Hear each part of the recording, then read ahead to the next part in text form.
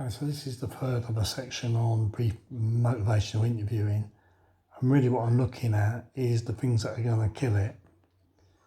And that falls down into 5 or 6 areas.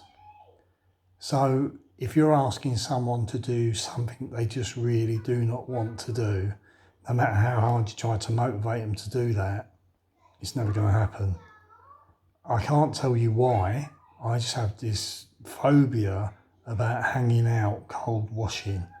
I've got poor circulation in my hands anyway. So in the winter when I'm hanging washing out and it's freezing cold, I just hate the sensation of it. And the amount of arguments I've had with my wife about bringing washing in and putting it out over 20 odd years is unbelievable. It's probably one of the few things that we argue about regularly. And so no matter what she does to motivate me to do that, it's not gonna happen.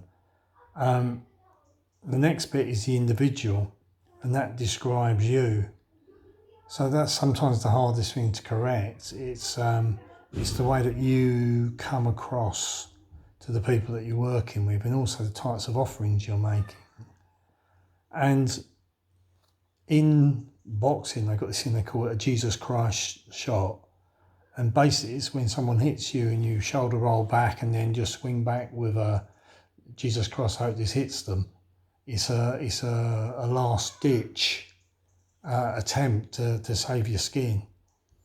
And some of the activity coordinators I've seen over the years very much use a Jesus Christ approach to their planning and preparation of activities.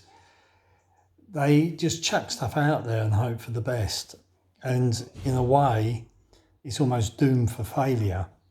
They don't actually spend any time getting to know the people or thinking through what would be beneficial for those people, what they actually want to do.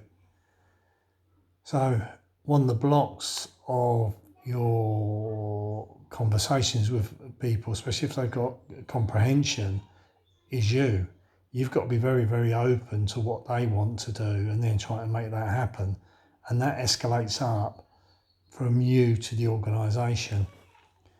So I've worked with people where older people weren't allowed to do any baking for any number of health and safety reasons, which all could be worked around and dismissed in one way or another, to other organisations where they stuck a little old lady on the back of a motorbike because she always wanted to ride pillion and never had the opportunity to, arrange for another woman to go skydiving, got belly dancers in for a group of men that were in one home as a balancing act to equalise the male stripper they brought in for the female residents on request. So it's two poles on activities and what's viable. The environment will also affect what you can do, and people don't often realise what a big difference that makes. It will change the type of activities you run completely. Obviously, there's the resident themselves and their abilities, comprehension, physical mobility, continence, chronic conditions they've got. The real secret of activities actually is adaptation. So I know we're speaking about motivation, but you still need the skill to adapt something to allow someone to do something they actually want to do, to help them make a change into something new. And that's no different from any member of the general population that walks through the door of any sports club or any gym or anywhere else. Someone in that environment has to make an adaptation to allow that person to attend and carry on adapting as their skills and their abilities change. Then the final element is the equipment that you've got available. And it's the equipment that fosters the adaptations. If you haven't got the right equipment, then you hit real sort of problems. So I hope that's a little bit more helpful. And I'm just going to bung one little bit in. There's something called the writing reflex, and sometimes it's very hard to resist the temptation to nag someone to do what's best for them.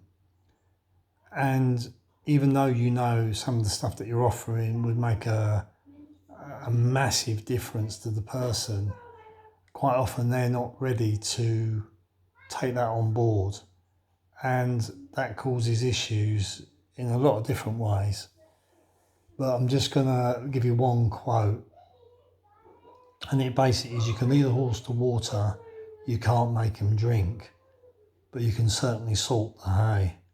And what I'd say to you is, salt the hay, give them a reason to do something to make a change. And but at the end of the day, it's got to be their choice. I hope that little cluster of videos has been helpful. And we haven't finished with the guru yet. There's another little bit to go on a different methodology, but we'll talk about that in the next video. Bye-bye now.